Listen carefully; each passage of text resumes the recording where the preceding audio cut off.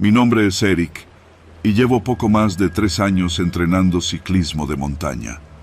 Cada fin de semana, sin falta, busco rutas nuevas para desafiar mis límites. Pero aquel domingo decidí volver a una de mis favoritas, la Ruta de la María, un trayecto boscoso en las afueras de Puebla que los ciclistas locales suelen recorrer. A pesar de su belleza, el lugar tiene cierta fama entre los deportistas. Hay quienes dicen que más de un excursionista ha desaparecido allí sin dejar rastro. Para mí, solo eran historias de gente paranoica. Salí a las 7 de la mañana desde la ciudad, con el aire frío pegándome en la cara. Llegué al inicio del sendero y me encontré con otros ciclistas preparándose para el recorrido. Saludé a algunos conocidos y después de un breve calentamiento, comencé a pedalear, disfrutando del sonido de la grava bajo las llantas y el crujir de las hojas secas en la vereda. La primera hora transcurrió sin problemas. Avanzaba a buen ritmo, dejando atrás a la mayoría del grupo. Alrededor de las 9, el bosque comenzó a cerrarse más y los rayos del sol apenas se filtraban entre las copas de los árboles. Fue entonces cuando lo vi. A un costado del camino, un hombre caminaba con pasos erráticos. Vestía una sudadera sucia y pantalones rotos. Desde lejos, noté que su brazo izquierdo colgaba de forma extraña, como si estuviera dislocado. Fui frenando poco a poco hasta quedar a su altura. ¿Todo bien, amigo?, pregunté con cautela. El hombre alzó la vista. Su piel estaba pálida y tenía ojeras profundas. Algo en su mirada me incomodó, pero intenté no mostrarlo. «Ayuda, por favor», murmuró con voz áspera. No me gusta dejar a la gente en problemas. Bajé de la bicicleta y me acerqué con cuidado. «¿Te caíste? ¿Necesitas que llame a alguien?», dije, sacando mi celular. El hombre dio un paso hacia mí y de pronto, con una fuerza que no parecía natural en su estado, me sujetó del brazo y tiró de mí hacia la maleza. No tuve tiempo de reaccionar. Tropecé y caí al suelo, sintiendo un golpe seco en la cabeza.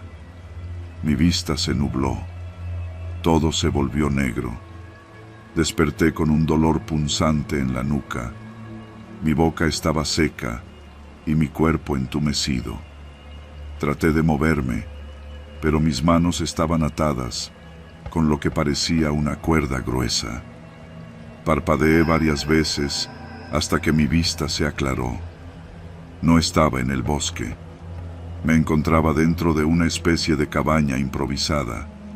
Las paredes eran de madera vieja y había un olor a humedad y tierra. Afuera se escuchaba el susurro del viento entre los árboles. Intenté girar la cabeza, pero un mareo repentino me hizo detenerme. Fue entonces cuando me di cuenta de que no estaba solo. A mi derecha había 3 personas más. Un hombre de unos 40 años con la ropa desgarrada y la piel cubierta de moretones. Una mujer joven con el rostro demacrado y los ojos rojos de tanto llorar. Y un chico que no debía tener más de 17 años, temblando en silencio. «¿Despertaste?», susurró la mujer, mirándome con una mezcla de alivio y desesperación. «¿Dónde estamos?», logré preguntar con la voz pastosa. «No lo sabemos», respondió el hombre. «Ese loco nos trajo aquí. Todos intentamos escapar, pero nadie lo logra». Miré a mi alrededor, tratando de ubicarme. La única salida visible era una puerta de madera reforzada con tablas. No había ventanas, solo una pequeña rendija en la pared por donde apenas entraba algo de luz. «¿Cuánto tiempo llevan aquí?», Pregunté, aunque no estaba seguro de querer escuchar la respuesta.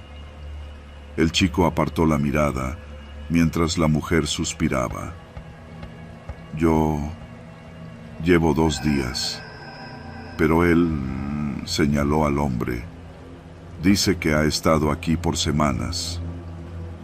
Un escalofrío me recorrió la espalda. ¿Y tú? Le dije al chico. ¿Cuánto llevas? No respondió. Sus manos estaban apretadas en puños y su respiración era agitada.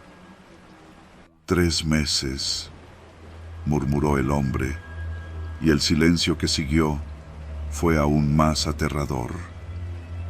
La cabaña estaba mal construida, con grietas entre las tablas, pero todo indicaba que quien nos tenía ahí sabía lo que hacía. No había herramientas ni objetos con los que pudiéramos defendernos. ¿Quién es él?, pregunté con un nudo en la garganta. No sabemos su nombre, susurró la mujer, pero cada vez que alguien intenta escapar, desaparece. El día pasó lento, en un estado de tensión insoportable. A lo lejos, escuchamos el crujido de ramas y el arrastrar de pasos. Cada sonido hacía que nuestro corazón se acelerara. Sabíamos que en cualquier momento él regresaría. Y así fue. Cuando la puerta se abrió de golpe, la luz del exterior me cegó por un momento. La silueta del hombre apareció en la entrada. No dijo nada, simplemente nos observó en silencio. Luego señaló al chico. «Ven conmigo». El muchacho sacudió la cabeza con los ojos llenos de terror. Su cuerpo entero temblaba. «No, por favor». El hombre frunció el ceño y avanzó con pasos lentos. En un instante, lo tomó del brazo y lo arrastró hacia afuera. La mujer gritó y trató de sujetarlo, pero el secuestrador le dio un golpe en la cara, haciéndola caer de espaldas. «¡No!», gritó el chico, forcejeando con todas sus fuerzas. La puerta se cerró de golpe y sus gritos se apagaron en la distancia. Nadie volvió a verlo. Esa noche, decidimos que no podíamos seguir esperando. Si queríamos vivir, debíamos encontrar la forma de escapar. Aprovechando el silencio, el hombre mayor y yo comenzamos a frotar nuestras ataduras contra los bordes ásperos de las tablas. Nos tomó horas, pero finalmente logramos liberarnos. Con el corazón latiendo a toda velocidad, nos movimos con sigilo hasta la puerta. No tenía cerradura, solo un pesado tablón atravesado como tranca. Lo levantamos con cuidado, conteniendo la respiración. Al abrir la puerta, el aire fresco del bosque nos golpeó en la cara. Corrimos sin mirar atrás, sintiendo cómo las ramas nos cortaban la piel y las piedras lastimaban nuestros pies. Solo queríamos alejarnos. No sé cuánto tiempo pasó antes de ver las luces de la carretera. Mis piernas amenazaban con rendirse, pero seguí corriendo. Cuando salimos del bosque, nos desplomamos en el pavimento. Un coche se detuvo de golpe. La puerta se abrió y una voz alarmada preguntó: «¿Qué pasó? ¿Están bien?». No tuve fuerzas para responder. Solo dejé que las lágrimas rodaran por mi rostro.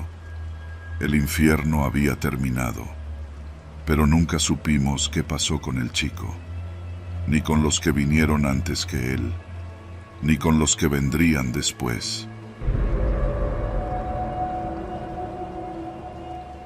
No suelo tomar taxis en la noche, pero ese día no tuve opción. Había salido tarde del trabajo y la idea de caminar hasta la parada de camiones en el centro de Colima no me convencía. Así que levanté la mano y el primer taxi que pasó se detuvo. Era un Tsuru blanco, viejo, con la pintura desgastada y algunos golpes en la carrocería. El conductor, un hombre de unos 40 años, de piel morena y ojos pequeños, sonrió apenas cuando le dije mi destino.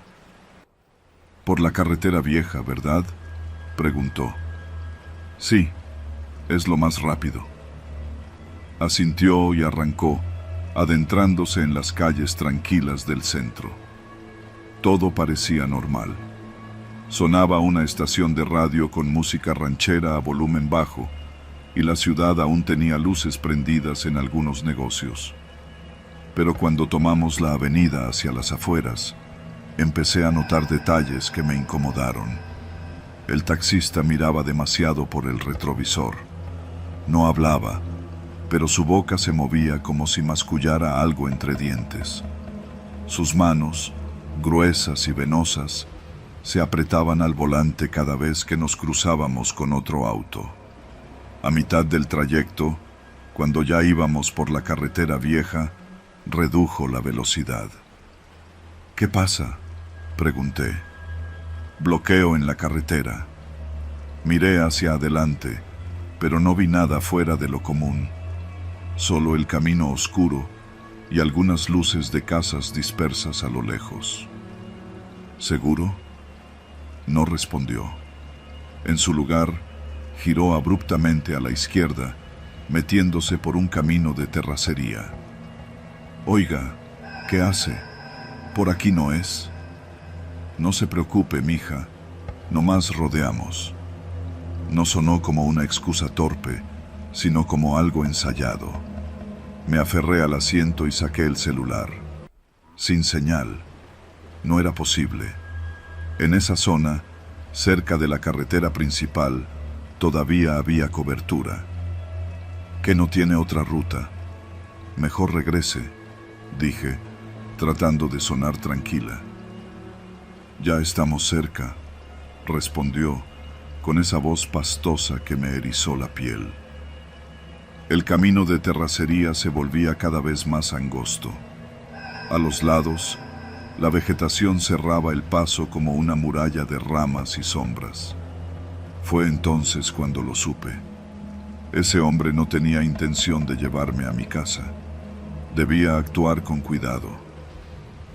«¿Siempre trabaja en este turno?», pregunté con la mejor sonrisa que pude forzar. «A veces», respondió, sin mirarme. «Qué pesado, ¿no? Ha de ser peligroso andar por aquí tan tarde». Me vio por el retrovisor y por primera vez sonrió. Uno se acostumbra. Tragué saliva. Había escuchado historias sobre mujeres desaparecidas en taxis. Nunca pensé que me pasaría a mí. Respiré hondo y fingí ajustar mi bolso.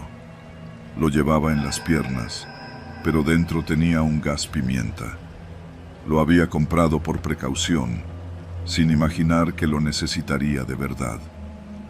El auto avanzaba lento, como si el tipo quisiera alargar el trayecto. De pronto, vi una casa en ruinas al fondo del camino.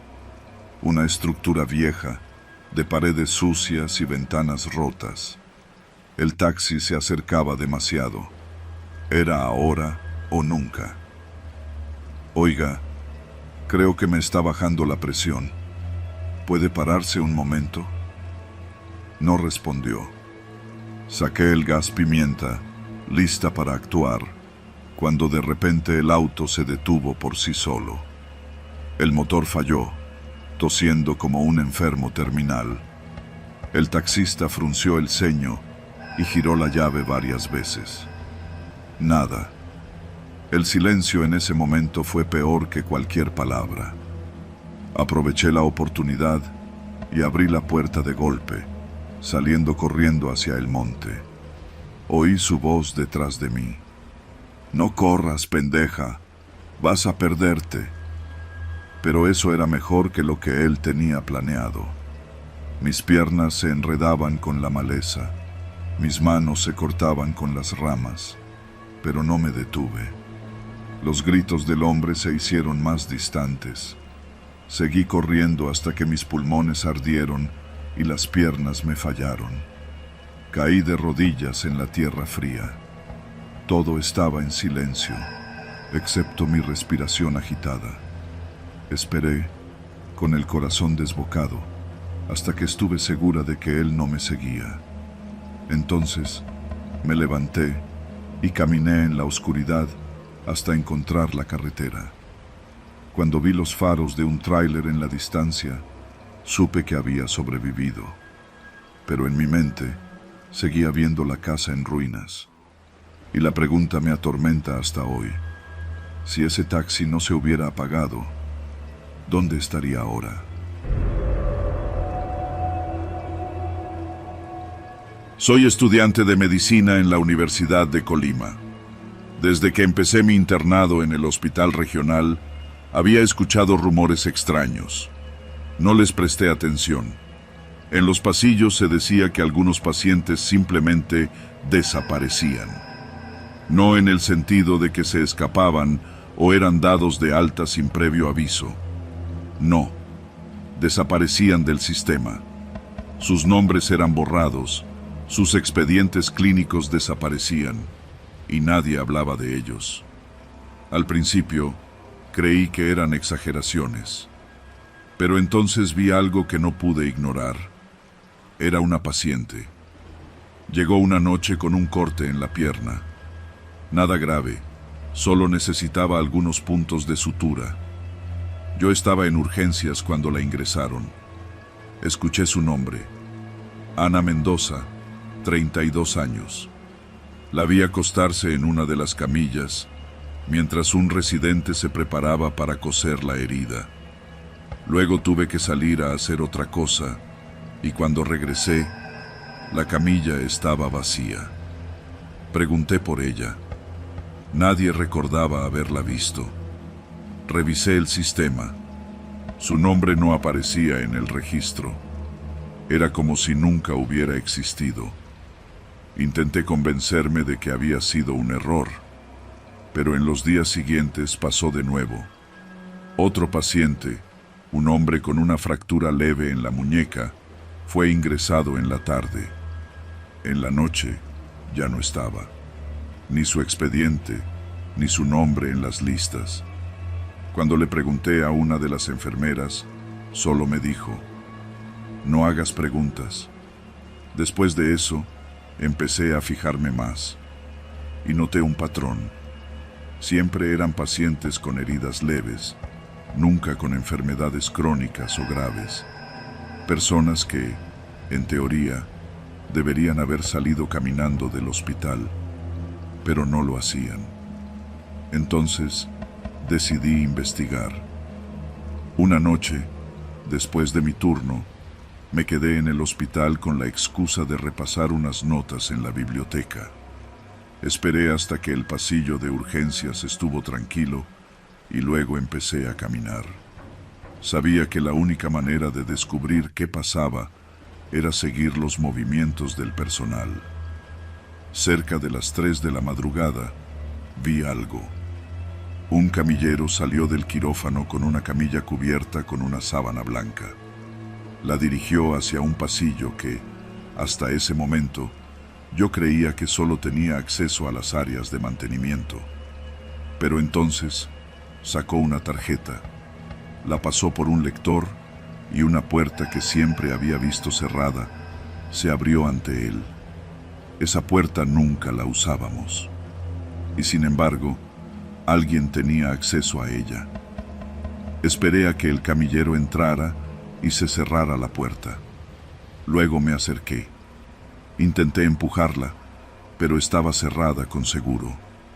Me quedé ahí, pegado a la pared, tratando de escuchar algo. Lo que oí me hizo contener la respiración. Voces, susurros y algo más. Un sonido metálico, como instrumentos de cirugía chocando entre sí. Saqué mi teléfono y tomé una foto de la puerta. Decidí que al día siguiente averiguaría a dónde llevaba. Pero cuando revisé la foto en la mañana, la puerta no estaba en la imagen. No pude sacarme la idea de la cabeza. Durante el día revisé los planos del hospital en los archivos. Esa puerta no aparecía.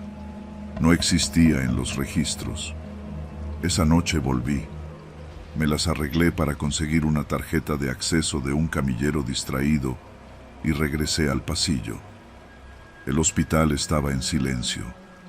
Solo se escuchaban los monitores y el murmullo de las enfermeras en la estación de control. Me aseguré de que nadie me viera y deslicé la tarjeta. La puerta se abrió. El pasillo detrás era angosto, con luces parpadeantes. El olor a desinfectante era más fuerte aquí, pero había otro aroma detrás de él. Algo metálico, algo caliente, algo que no debería estar ahí. Seguí avanzando, el corazón golpeándome el pecho. No escuchaba voces, pero sí el zumbido de una máquina, un ventilador. No, algo más grande, algo eléctrico. Y entonces la vi. Era una sala de cirugía, pero no como las del hospital. No había monitores, ni anestesia, ni batas limpias. Era un quirófano improvisado, y lo que había dentro me heló la sangre. Había cuerpos en diferentes estados de disección, algunos abiertos completamente, otros con incisiones recientes. Los órganos habían sido removidos de algunos y estaban organizados en bandejas de acero. No eran autopsias, era extracción de órganos. Y entonces lo escuché. Sabía que eventualmente vendrías. Mi cuerpo se congeló. Alguien estaba detrás de mí. Reconocí la voz. Me giré lentamente y vi al doctor Pérez, uno de los cirujanos de urgencias. Me miraba con una expresión que no tenía rastro de sorpresa. «Te estábamos esperando», dijo con una sonrisa tranquila. Detrás de él, 2 enfermeros y un camillero bloqueaban la salida. Miré a mi alrededor. Vi un bisturí sobre una de las mesas y mi mente gritó que corriera. Pero antes de que pudiera moverme, los enfermeros ya estaban sobre mí. La última imagen que vi antes de que todo se oscureciera fue la cara del doctor Pérez. Sonreía. No sé cuánto tiempo pasó. Cuando desperté, estaba en una camilla, en una sala blanca. Mi brazo izquierdo dolía. Intenté moverme, pero algo no estaba bien. Algo faltaba. Mi corazón se detuvo cuando vi la cicatriz. Había una enfermera a mi lado. No me miró. Solo tomó una jeringa y me inyectó algo. «Descansa», susurró. Antes de que la oscuridad me tragara, vi la lista de pacientes en su carpeta. Mi nombre estaba allí, marcado como dado de alta.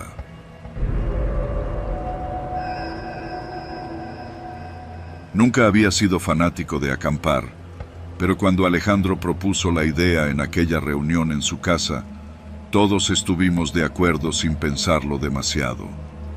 La idea de alejarnos de la ciudad, del ruido y de la rutina nos pareció perfecta. Según Alejandro, la playa que había elegido era un sitio prácticamente virgen, sin turistas, sin vendedores, sin ruido. Solo arena, mar y tranquilidad. El viaje desde Colima hasta la costa nos tomó menos de 2 horas. Llegamos en 2 autos, con tiendas de campaña, hieleras llenas de cervezas y suficiente comida para 2 noches. La playa estaba justo como Alejandro la había descrito, desierta, con una línea de palmeras a nuestras espaldas y el inmenso océano al frente. No había construcciones a la vista, ni carreteras cerca, solo nosotros y el sonido del mar. Pasamos el día nadando, tomando el sol y jugando a las cartas bajo una sombrilla improvisada. Por la tarde, mientras preparábamos la fogata, Alejandro mencionó que esa zona había sido, hace años, un asentamiento pesquero. Según él, las familias que vivían allí habían abandonado el lugar de un día para otro, dejando sus casas a merced del tiempo y del clima. ¿Por qué se fueron?, preguntó Marcela, sirviéndose una cerveza. Nadie lo sabe, respondió Alejandro encogiéndose de hombros. Unos dicen que las aguas dejaron de dar pesca, otros que hubo problemas entre los pobladores. ¿Y las casas?, pregunté, mirando hacia la selva. ¿Todavía están ahí? No lo creo. Hace años que nadie vive aquí. No le dimos mucha importancia. Después de todo, estábamos allí para relajarnos, no para ponernos a buscar ruinas. La noche cayó rápido. El cielo despejado nos permitió ver 1.000.000 de estrellas y la fogata nos mantuvo calientes mientras reíamos y bebíamos.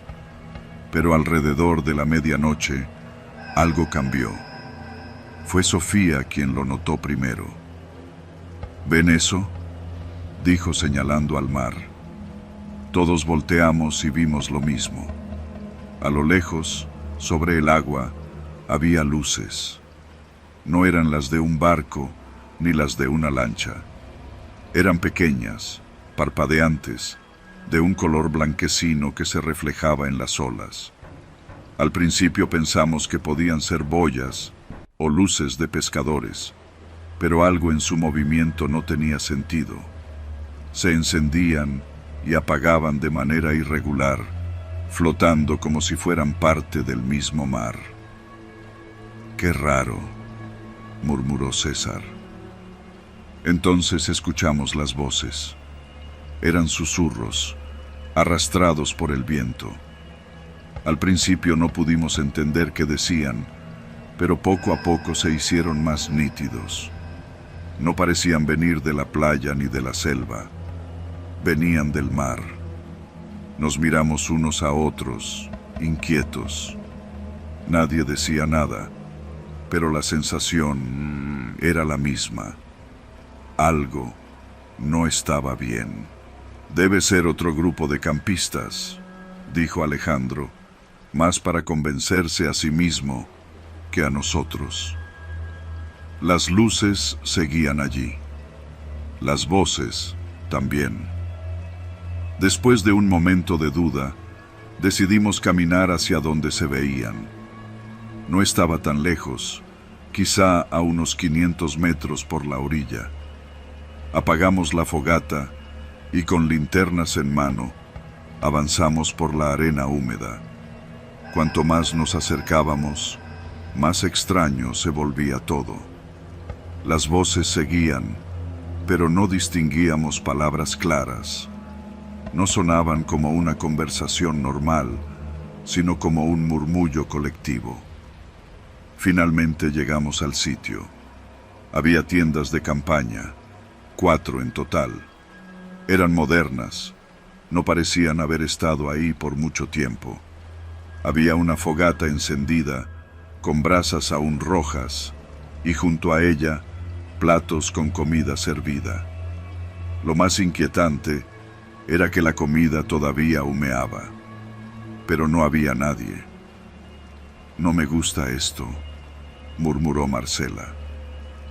Nos acercamos con cautela, esperando encontrar a los dueños en cualquier momento.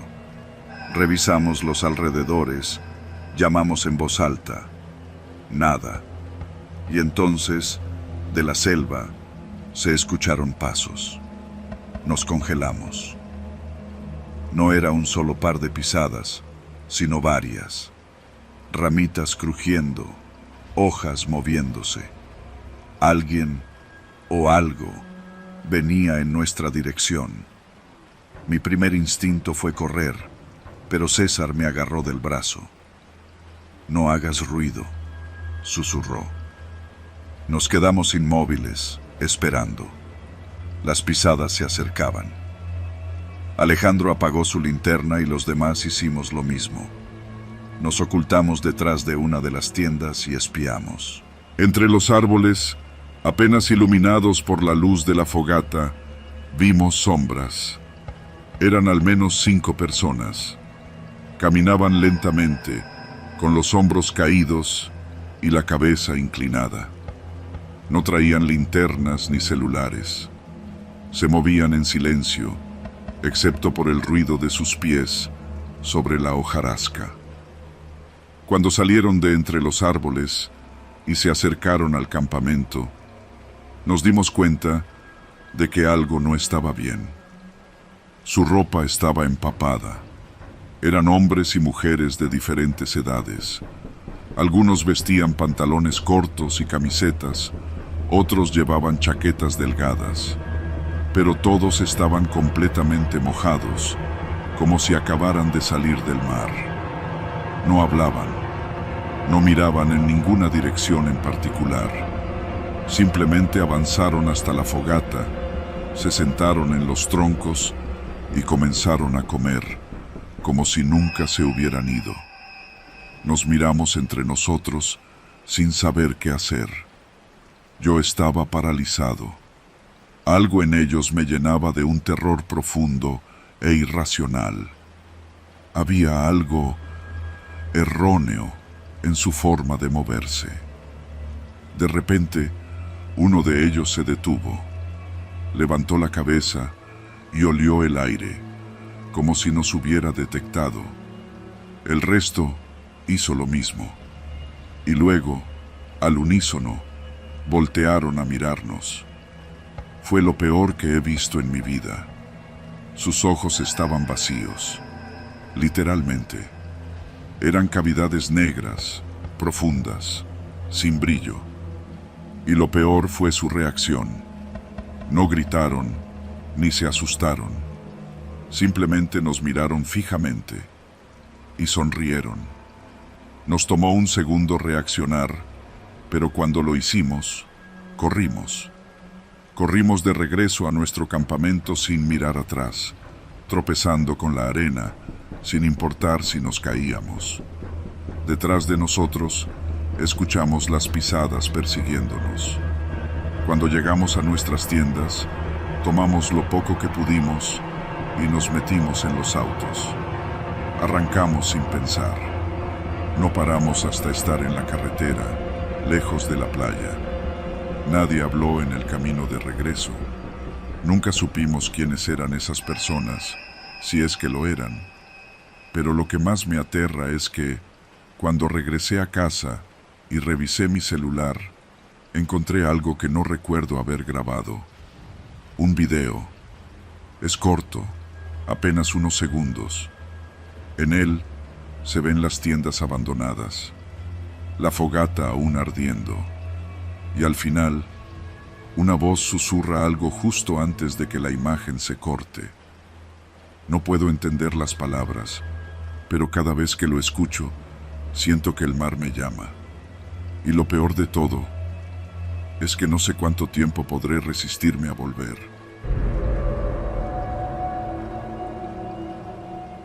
Me llamo Jorge Medina. Hace 4 años fui policía en Colima, hasta que me cansé de jugar a que el uniforme me protegía de algo. La realidad es que cuando estás en el negocio equivocado, solo tienes 2 opciones: o te adaptas o te vas. Y yo, por necio, decidí irme antes de terminar con una bala en la cabeza, o peor, con una deuda que no pudiera pagar. Terminé en Tecomán, trabajando como velador en una hacienda vieja pero bien mantenida, propiedad de un hombre al que solo conocíamos como el patrón. Nunca lo vi en persona. Las órdenes llegaban a través del administrador, un tipo seco y de pocas palabras. Me pagaban en efectivo, siempre puntual, sin preguntas, sin registros, justo como lo necesitaba. Mi trabajo era sencillo: recorrer el terreno de noche, revisar que las rejas estuvieran cerradas y asegurarme de que ningún curioso se metiera donde no debía. La hacienda era enorme, con una casona principal, establos y un extenso terreno rodeado de árboles de tamarindo y plataneras. Pero había un sitio en particular que me encargaron vigilar con especial atención, un estanque al fondo de la propiedad. Si ves a alguien merodeando ahí, lo corres. Y no preguntes más, me dijo el administrador la primera vez que me dieron el encargo. Yo ya estaba acostumbrado a obedecer órdenes sin cuestionar, pero había algo raro en esa advertencia. El estanque no tenía nada especial. Agua estancada, llena de hojas y lodo, con una capa verdosa de algas flotando en la superficie. Aún así, cada noche me aseguraba de hacer mis rondines, iluminando con la lámpara, esperando algo. Y ese algo llegó una noche sin luna. Eran casi las 3 de la madrugada cuando vi movimiento cerca del estanque. 2 hombres, vestidos de negro, con guantes y botas de hule, estaban metidos hasta las rodillas en el agua lodosa. Uno de ellos sostenía una linterna, el otro usaba una pala para remover el fondo del estanque. Me quedé quieto en la maleza, observando. Después de unos minutos, sacaron algo envuelto en un plástico negro grueso. Lo arrastraron con esfuerzo hasta la orilla y sin hacer ruido, lo subieron a una carretilla oxidada. El que sostenía la linterna miró alrededor con cautela. Yo contuve la respiración. Luego, ambos comenzaron a empujar la carretilla en dirección a los establos. No sé qué fue lo que me hizo seguirlos. Tal vez la costumbre de ser policía, tal vez la certeza de que algo estaba jodidamente mal. Caminé despacio, cuidando cada paso. Me mantuve a distancia, oculto entre los árboles. Los vi llegar hasta una bodega de herramientas. Uno de ellos sacó un manojo de llaves, abrió la puerta y entraron empujando la carga. Esperé. Cuando salieron, ya no traían la carretilla. Cerraron con llave y se alejaron por el mismo camino, sin voltear atrás. No fue hasta que los perdí de vista que me atreví a moverme. Me acerqué con cautela. La bodega era un cuarto de concreto con una sola ventana pequeña y una puerta metálica con una cerradura gruesa. Saqué mi linterna y dirigí el haz de luz hacia el interior. Ahí estaba, la carretilla, y sobre ella, el bulto de plástico negro. El olor me golpeó de inmediato, un hedor espeso, dulce y penetrante. No me hacía falta abrirlo para saber qué era. Aún así, lo hice. Rompí el plástico con la punta de mi navaja. Primero apareció un mechón de cabello oscuro, empapado. Luego, un pedazo de piel pálida, amoratada. Seguí cortando hasta que quedó al descubierto un rostro hinchado, con la boca medio abierta y los ojos a medio cerrar. Un muchacho, no más de 20 años. El estómago se me revolvió, la cabeza me empezó a zumbar. Di un paso atrás y mi bota crujió sobre algo. Bajé la luz y me di cuenta de que había más bultos apilados al fondo de la bodega. No era el primero, ni iba a ser el último. El patrón no era solo un tipo con dinero, era un carnicero. Mi primer instinto fue correr, pero me forcé a mantener la calma. Salí de la bodega, cerrando la puerta con cuidado. Caminé hacia mi caseta con la respiración contenida, sintiendo que cada sombra me observaba. Pensé en huir esa misma noche, pero no podía irme sin que me notaran. Así que esperé. Fingí que nada había cambiado. El día siguiente lo pasé con un nudo en el estómago. Nadie dijo nada. Nadie preguntó nada. Pero los hombres de negro estaban por ahí, revisando, observando. Sabían que algo podía haber salido mal. Esa noche, cuando tomé mi turno, el administrador se me acercó. El patrón quiere verte. Ahora. Mi pulso se disparó. ¿Para qué? Solo ven. No tenía opción. Caminé detrás de él hasta la casona. Me llevó a una habitación en la parte trasera. Adentro, solo había un escritorio y un sillón de cuero. No vi a nadie, pero sentí que me estaban observando. Una voz sonó detrás de mí. Medina.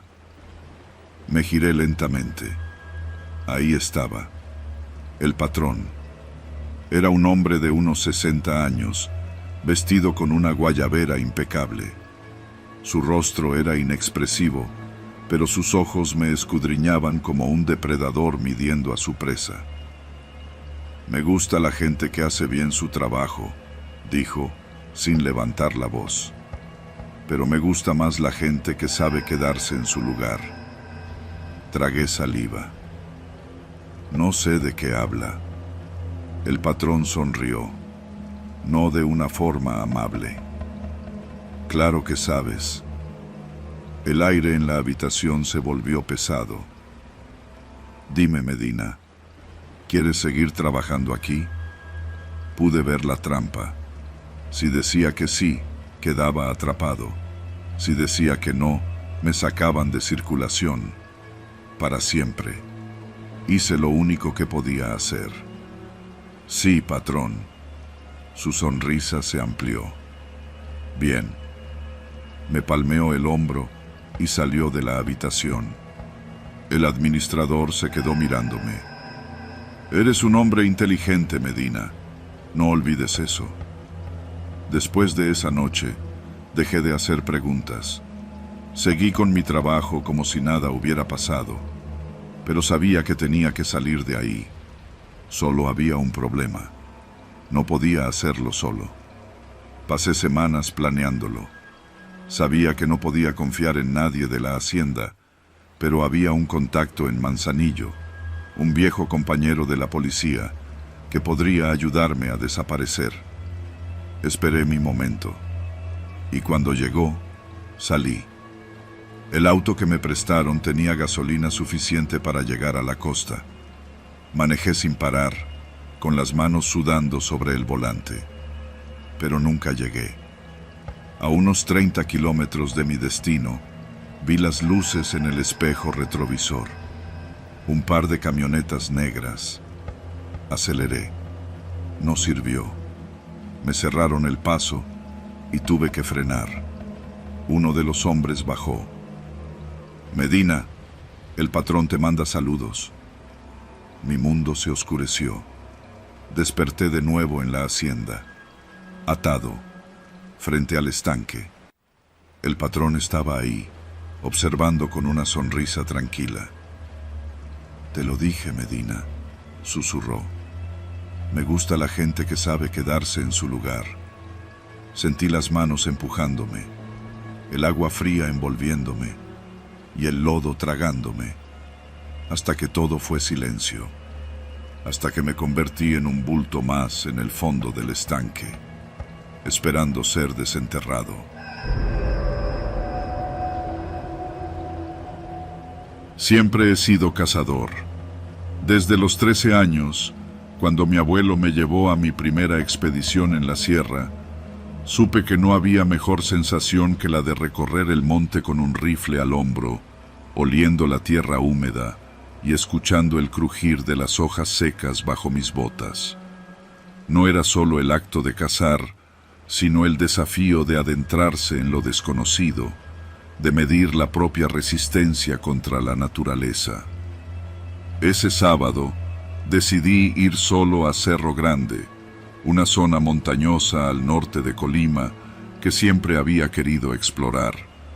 Decían que ahí había venados grandes, bien alimentados por los ríos y la vegetación densa.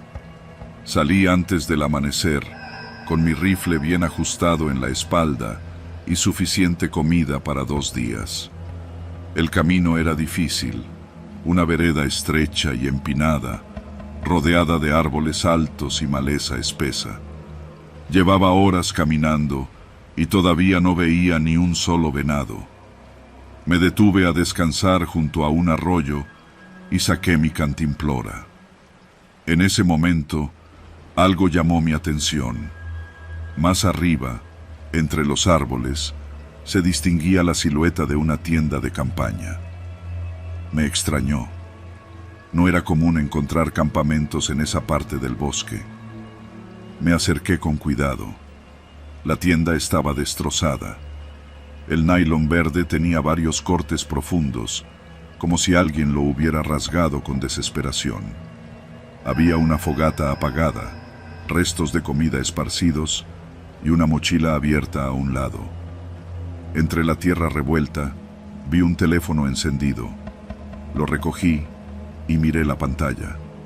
Había un mensaje en la aplicación de mensajería. Ayuda. Hay algo aquí. No sé qué hacer. El mensaje había sido enviado hace menos de una hora. Mi estómago se encogió. Alguien había estado ahí, no hacía mucho, y por el estado del campamento, no había salido en buenos términos. Me puse alerta. Miré alrededor, buscando cualquier indicio de que esa persona todavía estuviera cerca, pero lo único que encontré fue un sendero de ramas rotas y huellas desordenadas que desaparecían entre la maleza. Entonces lo escuché. Un crujido. Algo o alguien había pisado una rama cerca de mí. Mi corazón se aceleró. Levanté la mirada y lo vi. A unos 20 metros, entre los árboles, una figura me observaba. Era un hombre. No podía verle bien el rostro, pero su postura no era normal. Estaba medio encorvado, con los brazos colgando a los lados y la cabeza ladeada. No se movía.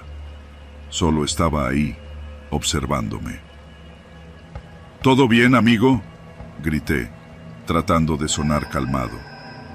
El hombre no respondió. Di un paso hacia atrás y me aseguré de que mi rifle estuviera cargado. El tipo seguía ahí, inmóvil. Entonces, sin previo aviso, dio un paso hacia mí. Mi instinto gritó que corriera, pero no lo hice. Me quedé quieto, con el pulso golpeando mis sienes. Si echaba a correr, estaría en una clara desventaja. No conocía el terreno tan bien como él, porque estaba seguro de algo.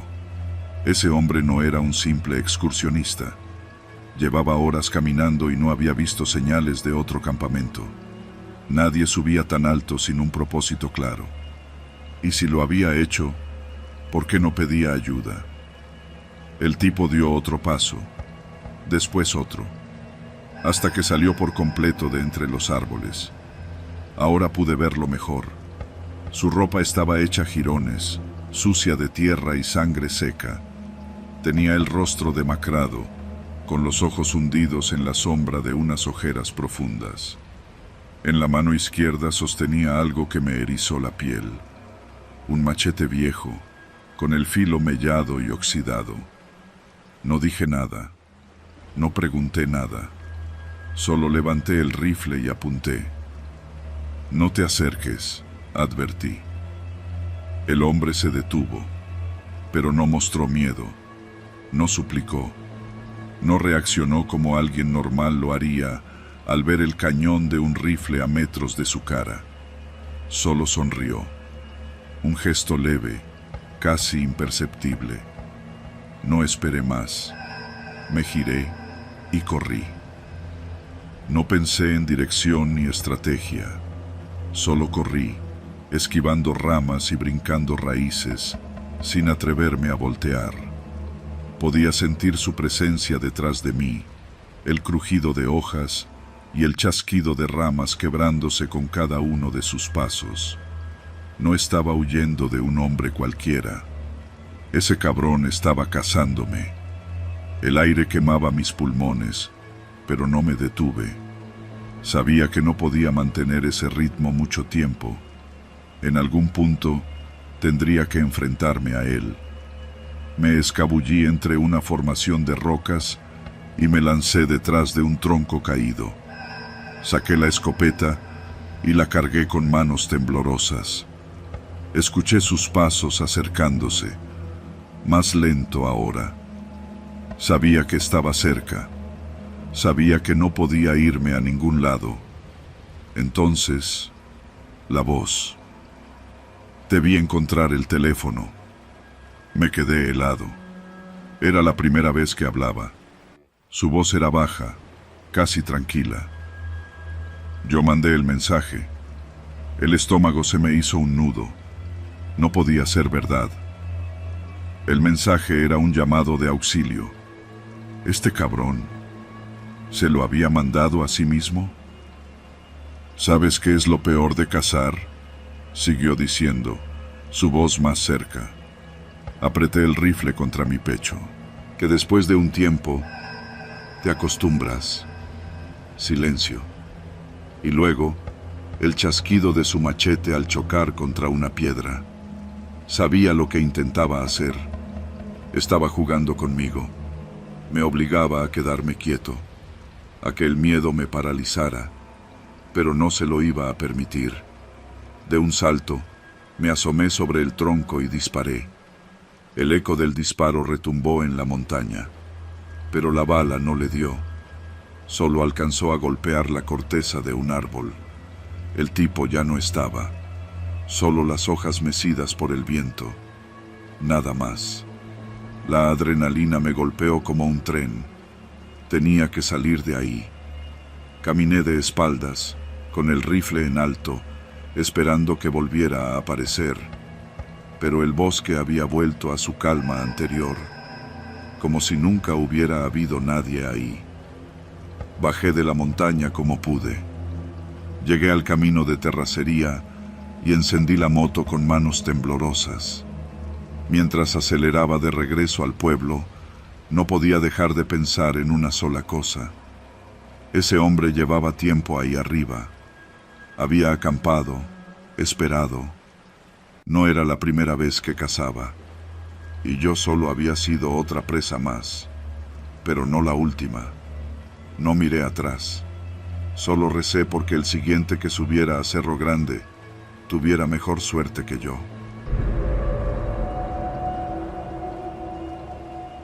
Siempre he creído que la carretera es una maldita ruleta rusa. Puedes salir un día a trabajar y nunca regresar. A los traileros nos toca ver de todo. Accidentes, robos, desapariciones y a veces cosas que es mejor no mencionar. Aquella noche, el encargo llegó de última hora. Julián, ¿puedes hacer un viaje más?, preguntó Beto, mi supervisor, con cara de urgencia. Yo ya tenía listo el camión para regresar a casa. Había sido un día largo, pero cuando te ofrecen un extra por un flete express, es difícil decir que no. ¿De qué se trata? Beto me llevó hasta un contenedor oscuro, sellado con gruesos candados metálicos. Va para un almacén en el centro de Colima. Solo súbelo y llévalo sin paradas. ¿Qué es la carga? No es tu problema. Solo llévalo y ya. Eso me dio mala espina. En el puerto de Manzanillo siempre hay movidas raras, pero no soy de los que hacen preguntas. Mientras me depositaran el dinero, me daba igual si transportaba azúcar, autopartes o cualquier otra chingadera.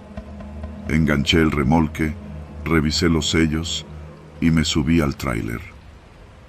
No hagas paradas y no abras la carga, me repitió Beto antes de que arrancara.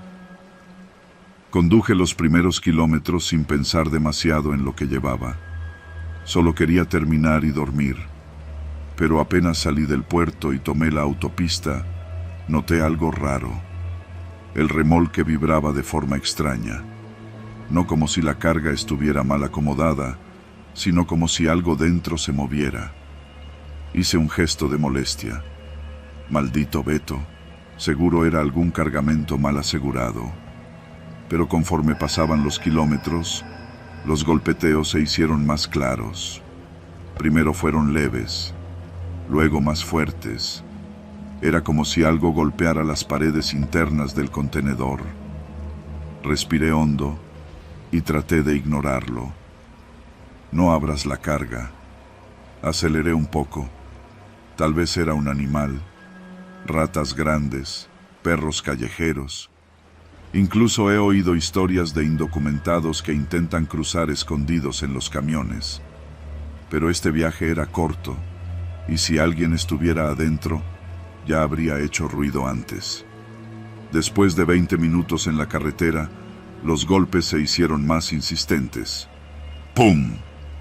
Un golpe seco en la parte trasera me hizo dar un brinco. Miré por el espejo retrovisor. Nada. Traté de mantener la calma. Pero entonces ocurrió algo que me congeló la sangre. Entre las luces rojas de los frenos, distinguí algo pegado al cristal trasero del remolque. Una mano ensangrentada, con los dedos crispados, temblorosos. Me dio un vuelco el estómago. No era mi imaginación. No era un animal. Había alguien dentro.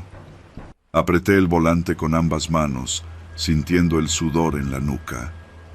¿Qué carajos llevaba en ese contenedor? Respiré hondo y pisé el acelerador. No hagas paradas. No abras la carga. Esa advertencia me sonó ahora como una amenaza. Los golpes siguieron, más fuertes, más frenéticos. ¡Pum! ¡Pum! ¡Pum! Me mordí el labio, sintiendo el temblor en las piernas. El GPS indicaba que faltaban 30 kilómetros para llegar al destino. No iba a detenerme, pero la carretera estaba desierta, y en la distancia vi luces intermitentes. Retén federal. Maldije en voz baja. Si me paraban y revisaban la carga, me iba a meter en problemas. Peor aún, si descubría lo que había dentro, quizá no viviría para contarlo. Disminuí la velocidad y me acomodé la gorra. Los oficiales me hicieron señales de que redujera la marcha. Un policía caminó hasta mi ventana. Buenas noches, chofer. ¿A dónde se dirige? Colima, señor. El policía recorrió el tráiler con la linterna. Documentos del camión y del flete. Los tenía listos. Se los entregué con una sonrisa forzada. Pero entonces, un golpe seco retumbó en el remolque. El policía alzó la ceja. ¿Qué llevas ahí? Tragué saliva. Carga sellada, señor. ¿Puedes bajarte? Mi corazón martillaba en el pecho. Iba a revisar. Iba a ver la mano ensangrentada. Iba a descubrir lo que fuera que estuviera golpeando ahí adentro. Mi vida se iba a ir al carajo. El policía caminó hacia la parte trasera, iluminando con la linterna. Yo ya estaba sudando frío cuando otro oficial se le acercó y le dijo algo al oído. El policía dudó un momento, pero luego se giró hacia mí. Puedes seguir, chofer. No lo pensé 2 veces. Aceleré y salí de ahí con el corazón en la garganta. Cuando por fin llegué al almacén, eran casi las 3 de la madrugada. El lugar estaba oscuro. Solo un par de hombres esperaban junto a la bodega. Apagué el motor y bajé. Uno de los hombres, un tipo delgado con cara de pocos amigos, me hizo un gesto para acercarme. ¿Tienes la carga? Asentí. Ábrelo. No tengo la llave. Solo me pidieron traerlo sellado. El hombre intercambió miradas con su compañero. ¿Hiciste paradas? Negué con la cabeza. ¿Alguien te revisó? No. Me observó unos segundos. Toma tu pago y vete.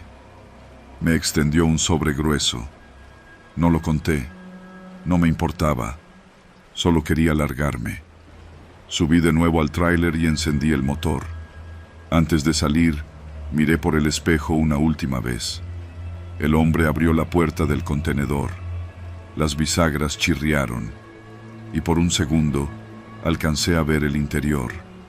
No sé qué esperaba encontrar, pero lo que vi me perseguirá hasta el día en que muera.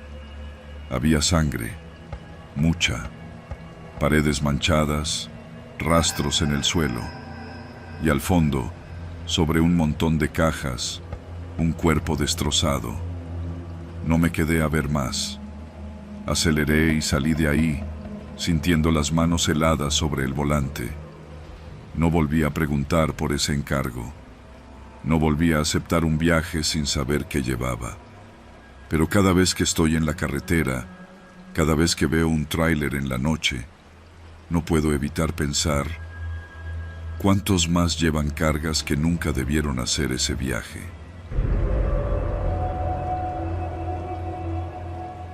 El sol apenas se ocultaba en el horizonte cuando Luis y yo decidimos regresar.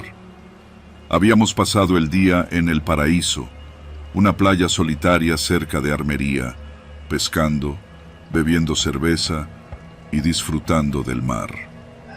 Nos conocíamos desde la secundaria, y aunque la vida nos había llevado por caminos distintos, cada cierto tiempo nos dábamos la oportunidad de escaparnos juntos a lugares como este. La pesca no había sido nada extraordinaria, pero habíamos pasado un buen rato. En la hielera llevábamos un par de mojarras que Luis insistió en cocinar en su casa, acompañadas de unas cervezas más para cerrar el día. Antes de salir, él sacó el celular y revisó las noticias. «Hay un retén en la carretera principal», dijo. «Mejor tomamos la ruta vieja». No me pareció una gran idea, pero no discutí. La carretera vieja era un tramo angosto y en mal estado que atravesaba los campos de caña y las huertas de plátano.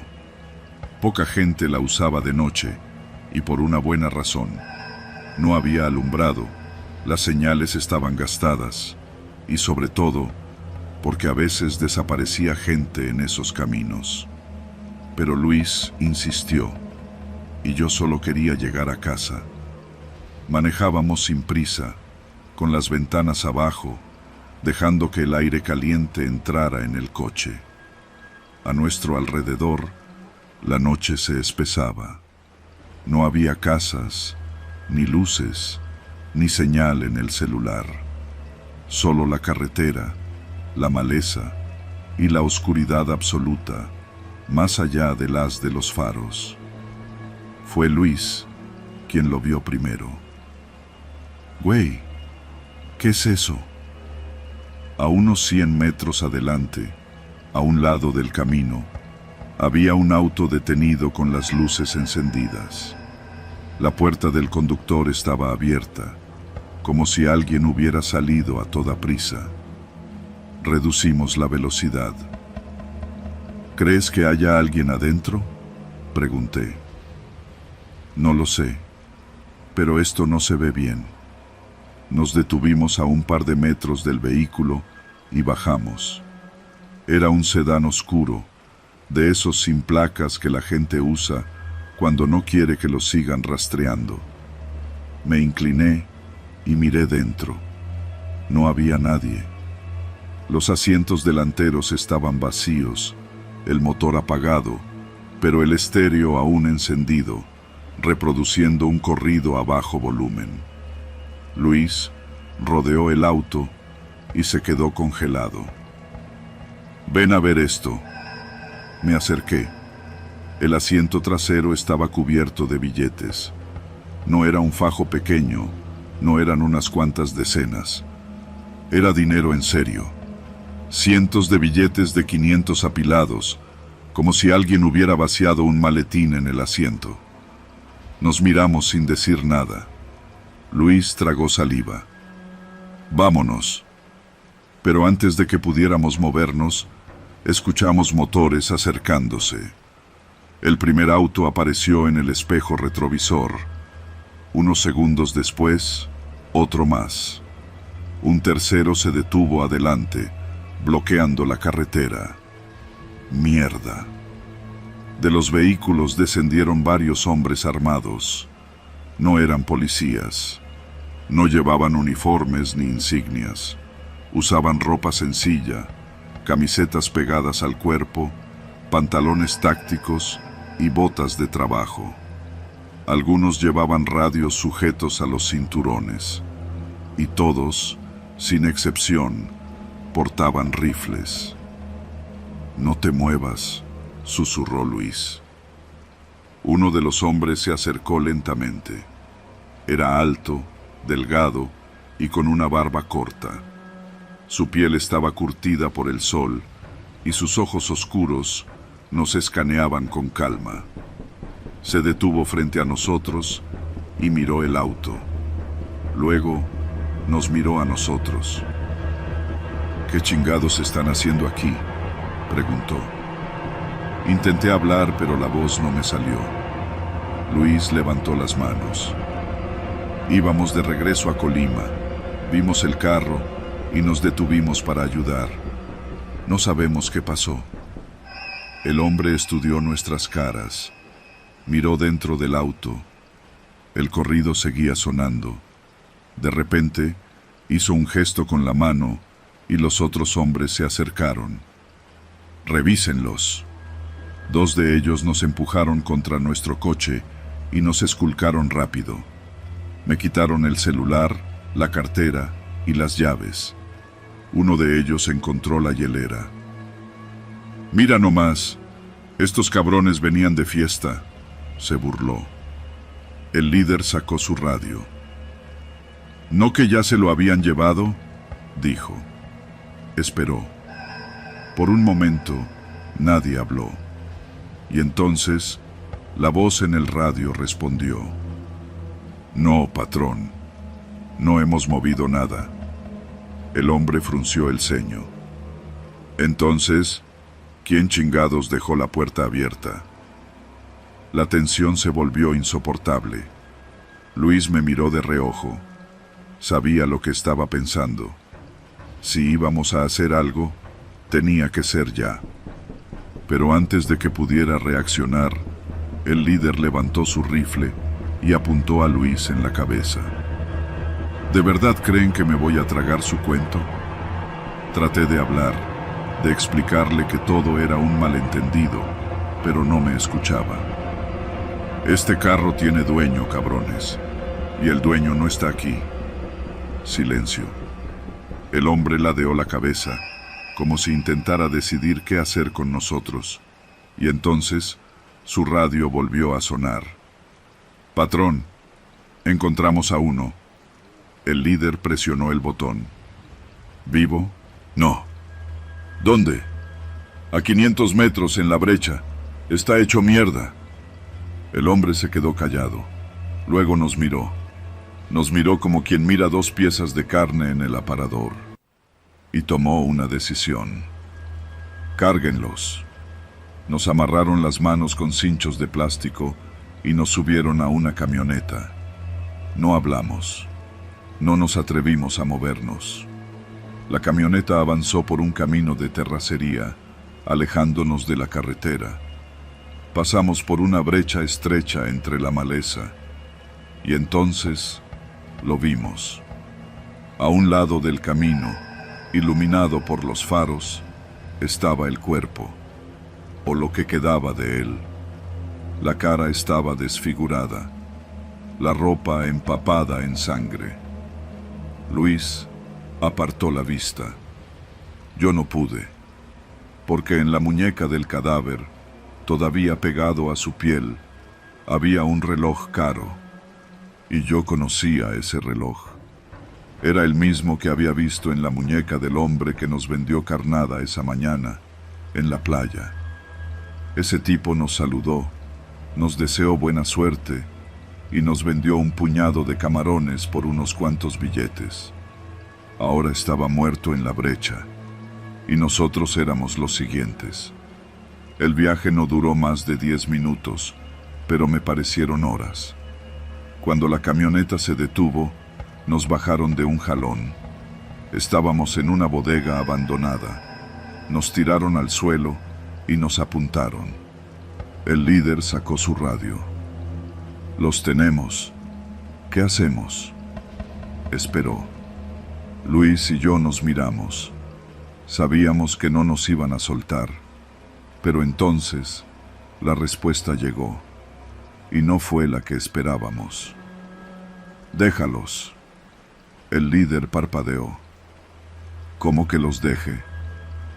No vieron nada, no saben nada. Llévalos a la carretera y mándalos a la chingada». El hombre dudó, luego suspiró. «Llévenlos». Nos subieron de nuevo a la camioneta. 10 minutos después, nos dejaron en la carretera, sin celulares, sin dinero, solo con una advertencia. «Si cuentan algo, los encontramos». No dijimos nada, solo caminamos, y nunca volvimos a tomar la carretera vieja.